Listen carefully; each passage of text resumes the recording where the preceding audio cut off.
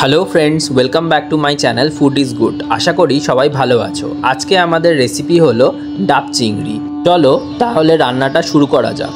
প্রথমে ডাবের জলটা বের করে তারপর ভেতর থেকে ডাবের শাঁসটা চামচ দিয়ে বের করে নিতে হবে। আমি এখানে মিডিয়াম সাইজের চিংড়ি মাছ নিয়েছি, তোমরা চাইলে বড় চিংড়ি মাছ দিয়েও করতে পারো। আমি এখানে কিছু মশলা বেটে নেব। প্রথমে সাদা সর্ষে, কালো সর্ষে আর কাঁচা লঙ্কা বেটে নিয়েছি। তারপর পোস্ত আর অল্প কিছু কাজু বাদাম নিয়ে সেটাকে একটা পেস্ট বানিয়ে নেব। এরপর ডাবের শাঁসটা বেটে নেব মিক্সিতে আর অল্প একটু দই ফেটিয়ে নেব।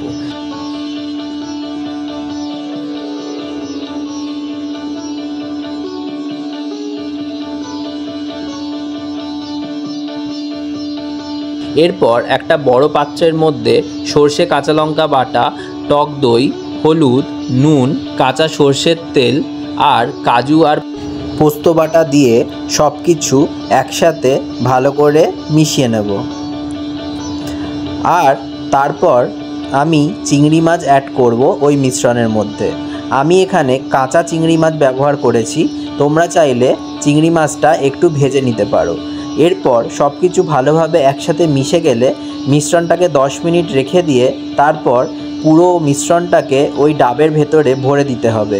এরপর আমি অ্যালুমিনিয়াম ফয়েল দিয়ে ডাবের মুখটা ভালো করে সিল করে গ্যাসের ওপর 1 ঘন্টা থেকে 1 ঘন্টা 30 মিনিট মতো হাই ফ্লেমে রান্না করে নেব।